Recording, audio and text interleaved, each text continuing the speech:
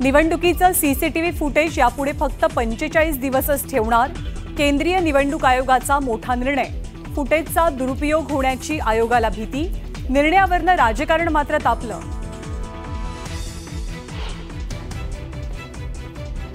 2019 साली आम्हाला सर्वाधिक बहुमत मिळालं पण सरकार आणू शकलो नाही, पण 2022 साली पुन्हा सरकार आणलं। प्रकट मुलाखतीत मुख्यमंत्र्यांनी सांगितला किस्सा।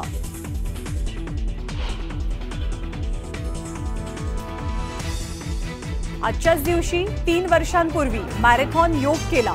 या योगानं राज्याचं भवितव्यच बदललं। शिवसेनेतल्या उठावाला 3 वर्ष पूर्ण झाल्याच्या मुद्द्यावर शिंदेंचं मत।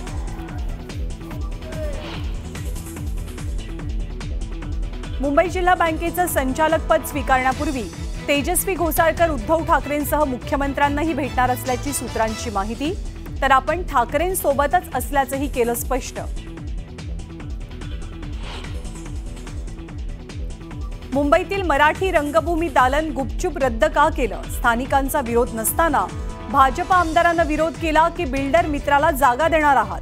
आदित्य ठाकरेंचा सवाल। योग्य वेळी शेतकरी कर्जमाफीचा निर्णय। आम्ही जनतेला दिलेला शब्द पाळणार। शेतकरी कर्जमाफी संदर्भात मुख्यमंत्री फडणवीसांचं मोठं विधान।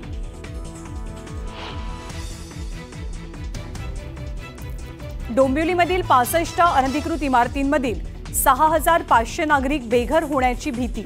इमारतींना पुन्हा केडीएमसीची नोटीस। इमारत तात्काळ रिकामी करण्याचे पालिकेचे आदेश। पोलीस बळाचा वापर करणार असल्याचाही उल्लेख।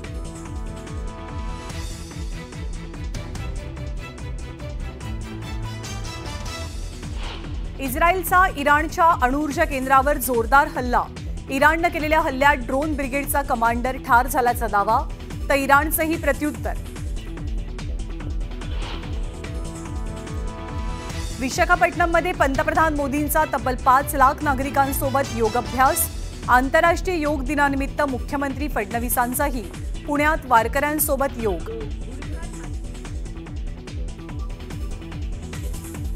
आणि इंग्लंड विरुद्धच्या पहिल्या कसोटी टीम इंडियाचा डाव 471 धावांमध्ये आटोपला। जयस्वाल, गेल, पंतची शतकी खेळी। आता गोलंदाजांकडनं भेदक माऱ्याची अपेक्षा।